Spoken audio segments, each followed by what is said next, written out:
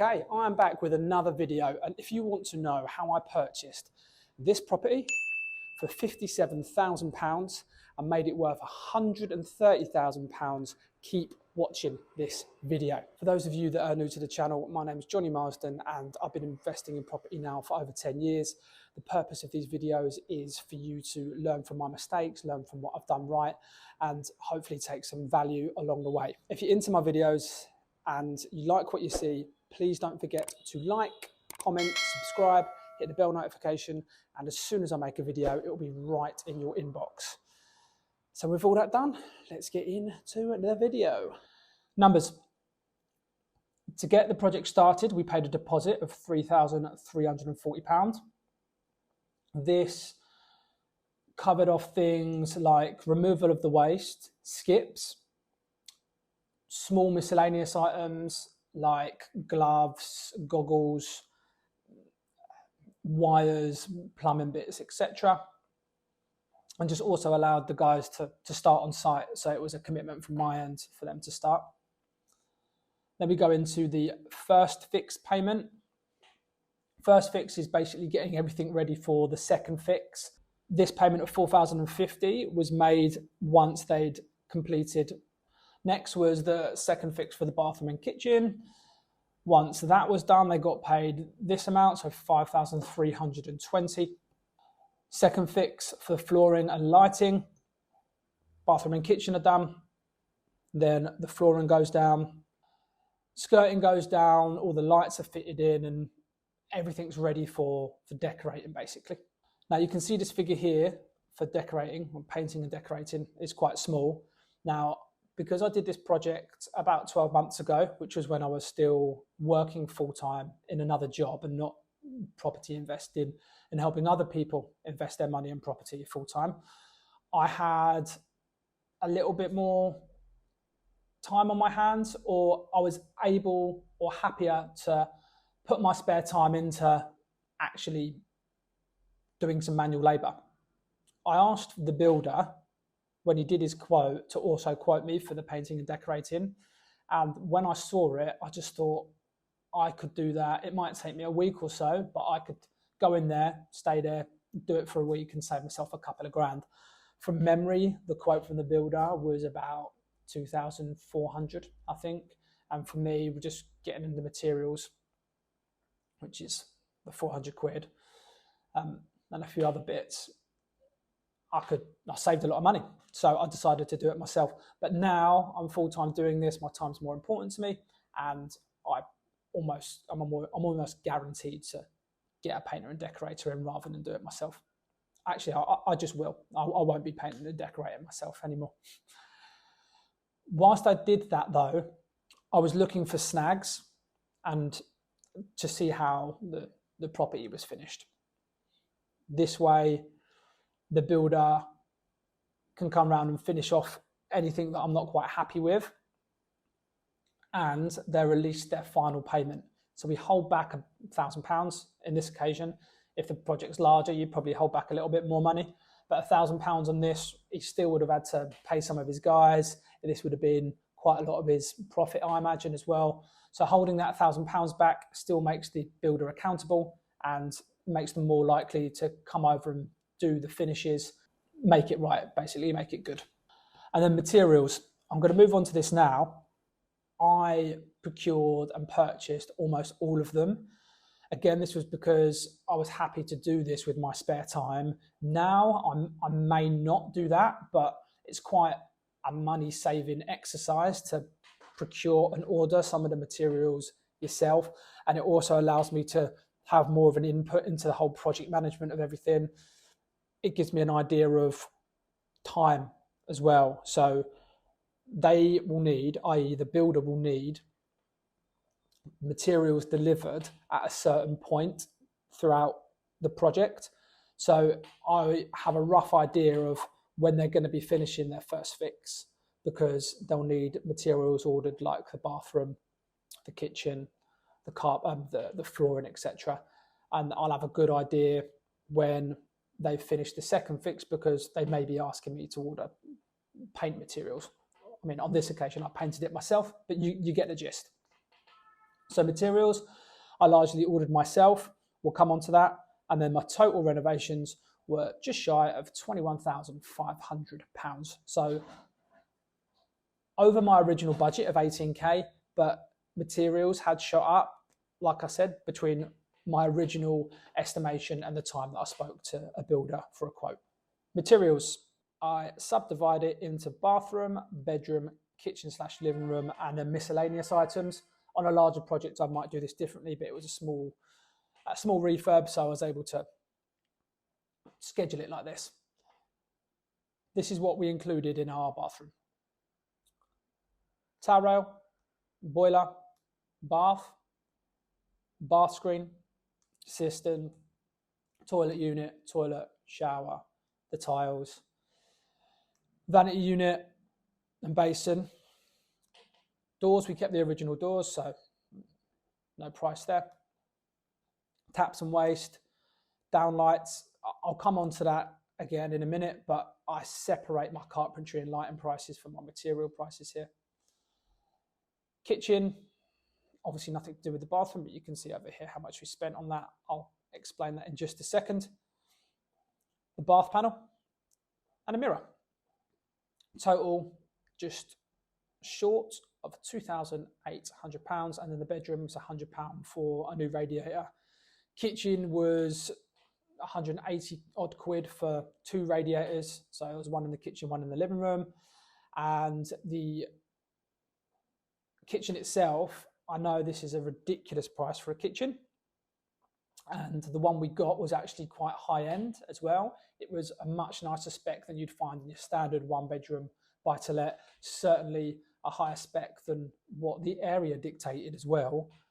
But I was able to pick this up super cheap if I just put a little bit of time into it. And at that point of the refurbishment and where I was with my property investment, doing it part-time around a different full-time job, this was worth it for me. The kitchen that we got was close to probably 5-6 grand, maybe a little bit more, brand new. If it was to be brand new, we did get it secondhand, and it included a washing machine and a dishwasher as well. Kitchen was £681.40, and then we've got little miscellaneous items. So van hire, I hired a van so I could go pick up the kitchen. Deliveries, so this would be for the delivery of said materials here. 169 quid. Total £3,946.33p. Everything's down to the penny. And this was included in the renovation costs here for materials, but we haven't yet included carpentry and lighting. I find it easier to separate this. I honestly don't know if it's the right way, wrong way, if there is a right way or a wrong way. But the whole flat was about 31 square meters. So we ordered 33 square meters of laminate flooring. I mentioned it in my last video, but always order a little bit more than you need for human error. If your carpenter makes a mistake and they snap a bit of the flooring, or if it's carpet and they damage some of it, or if they've measured wrong, or just something goes wrong, you don't want to have the exact amount, because that just means you're going to have to order it again, which means you're going to have to pay another delivery fee. It's going to waste time. It's going to waste 3 to 5 days, maybe. And that just pushes the whole job back. If your carpenter is 3 to 5 days over, that means he's probably going to push other people back too, or she is probably going to push other people back too. In this example, on this occasion, the carpenter was a bloke. So we paid £11.82 per square metre, 390 quid. Underlay, we did actually order the exact amount of underlay. It might have been a little bit over that. Underlay is a bit easier to account for and a bit easier to pick up if a mistake does happen. But £100 for the underlay, or £100 5p. Door bars, that is what sits between the flooring between 2 rooms. So when you walk through the door from one room to another, if you look down, there's likely going to be a piece of wood or piece of material separating the two bits of flooring, because normally there's a gap there where you have to put the frame of the door. Front door. Front doors are very expensive, particularly in flats, because they have to be to a certain fire reg. This was a very heavy duty fire door, very heavy duty front door, and to replace it, it was going to cost us thousands. There was nothing wrong with it. We just had to change the lock on it, I believe, and that would have been included in my builder's price in the kind of miscellaneous items bit. But we just had to change the locks. The door itself was fine, so we left that. White Scotia bead. Scotia bead is a material that sits between your skirting and your floor. So your floor will likely never be dead straight. It will have like little bumps and ups and downs in it. So the flooring and the skirting are straight. So when they're laid down, sometimes you get gaps. The Scotia bead just runs along the gap. So there are no gaps, so you can't see it. The skirting itself, £254. No door handles. We kept the original doors and the door handles. And then downlights. From memory, I think we needed 16 or 18 downlights, so we ordered 20 just in case something goes wrong. Again, you don't want to be put behind just because you can't get the right light, or you're short one light or two lights. £149.60 for that. Plus VAT, £1,024.37. If you could look now in the renovation section, for materials, I've put the materials list and the lighting price.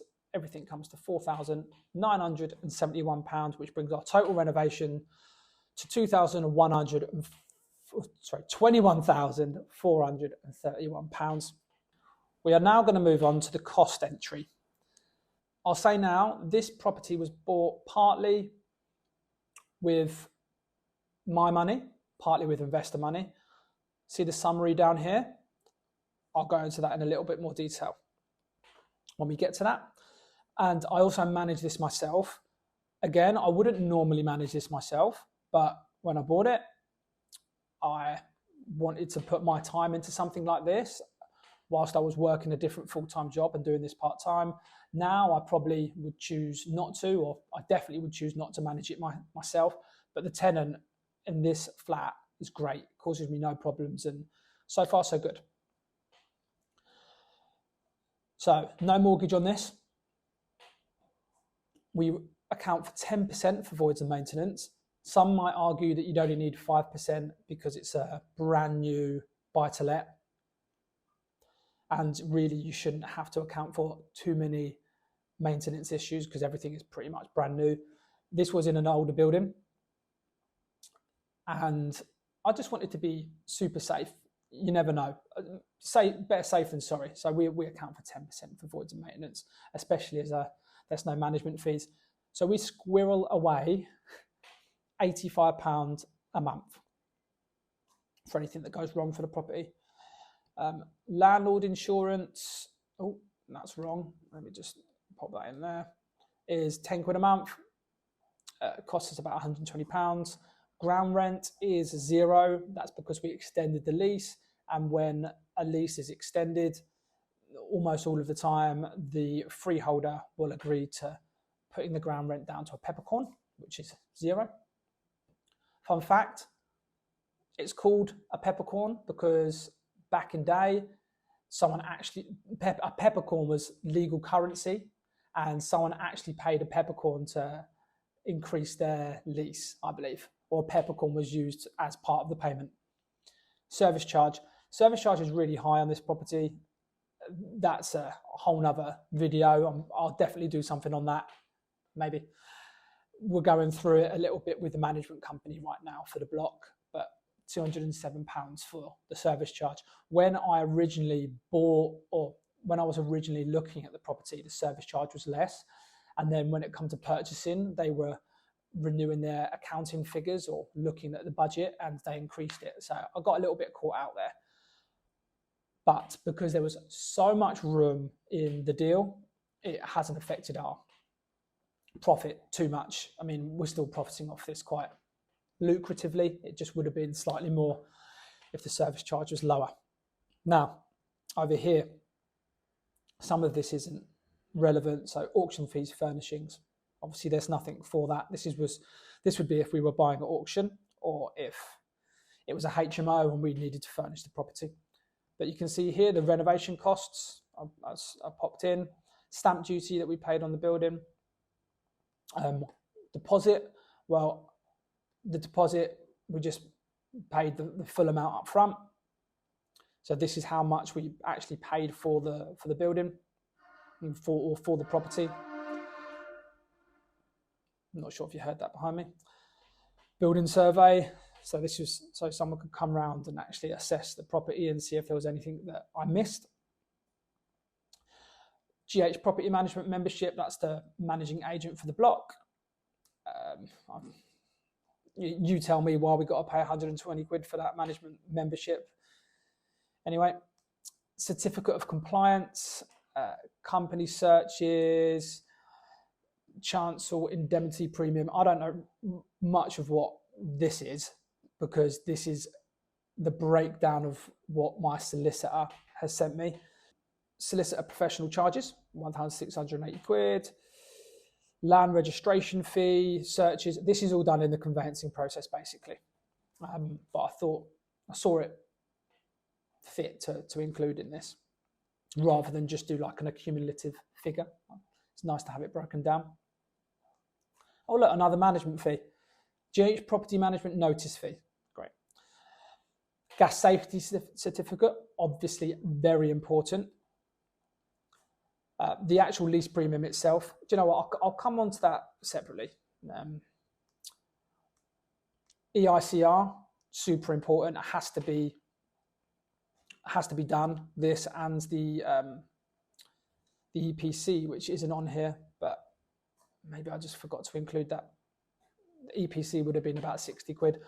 EPC is the energy performance rating, so EPC energy performance certificate, and it has to be at a certain level basically for you to be able to let it out. EICR is for the electrics, that has to be done, so it's an electrical, I can't remember the actual breakdown of the shortened part there, but it's to test that the electrics are safe. Same with the gas safety certificate. And the appointment of service charge, this was some service charge that was left over. So we had some service charge to pay up front, basically. And then the lease premium itself, go to my previous videos if you want to know how I purchased a property that had a very low lease. But the lease premium itself was 13 grand. My valuer cost me 650 quid. That's the person that comes out and values my premium for me and supports me. So, and then my legals with my lease conveyancing, also my lease specialist solicitor was 2,460 quid. Freeholder legals and our legals are higher than you should expect to pay. And this was because this was my first time purchasing a property like this, and I made a few mistakes along the way. In short, it ran on for longer than it should have.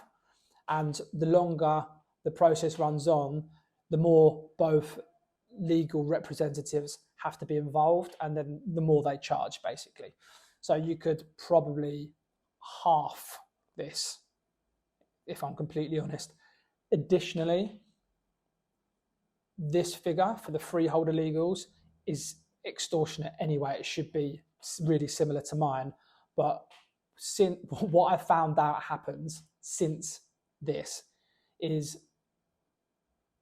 the freeholder's solicitor knows that I don't get to see the figures or their figures that I have to pay until the end of the project, or until, well, I don't get to see it until everything's agreed, so it comes right at the end. I've basically got no choice but to pay it. So they raise their prices a little bit higher than they normally would. Here we are. Freeholder valuation here.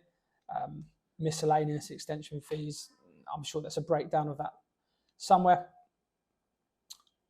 The total cost for the lease, I'll just highlight it here. I've not even included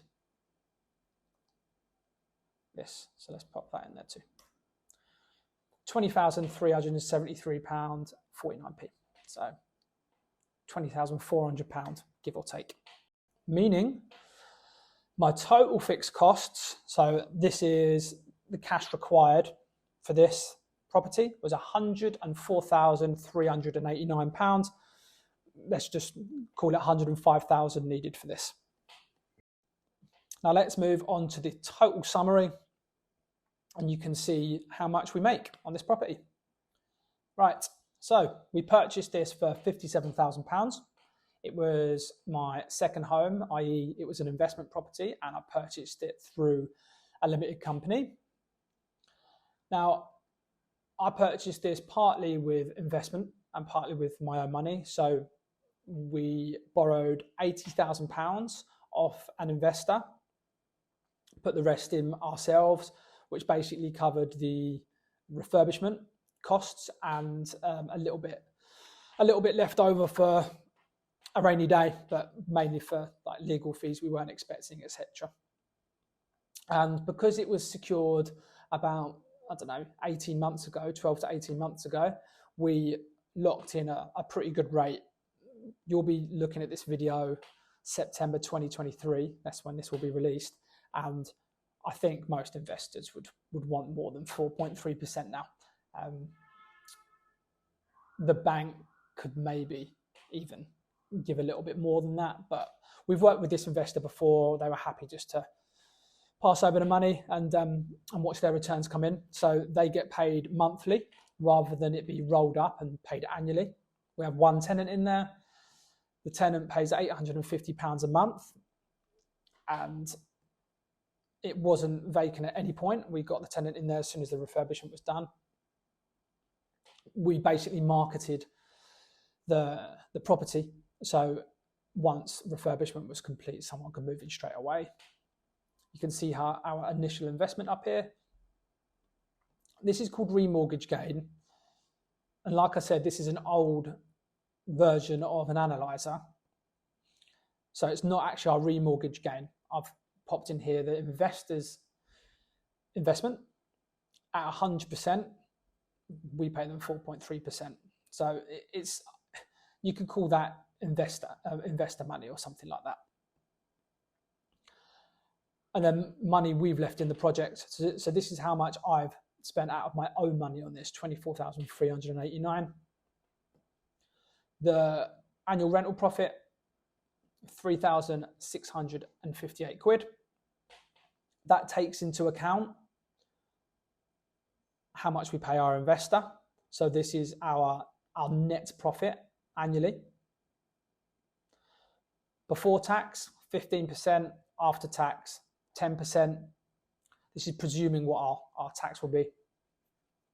And then net yield, 2.4%. The final sale value, or we've had it valued now by a few solicitors, a few estate agents, and the average comes out about 130 grand. Would mean our gross profit on this is £23,736. So if we sold it, we'd pay our investor back their money, and we would be paid back our own money plus another 23 grand. So almost 100% return on our investment here. And the net profit on that after capital gains are paid, 10,952. Giving a 10.5% return on entire investment. But on our money left in, it would obviously be a lot more, close to 50%. So that's it for this video. Hopefully I've given you massive value, and you understand the breakdown of a refurbishment, the costs that go into that, and the sort of money you can make on a property like this. If you like my videos and you want to see more, please don't forget to like, comment, subscribe, hit the bell notification. Definitely comment, because I want to answer all of your questions. And if by any chance you're an investor and you want to get involved with me, I'll leave all of my details in the description below. I look forward to seeing you in the next video.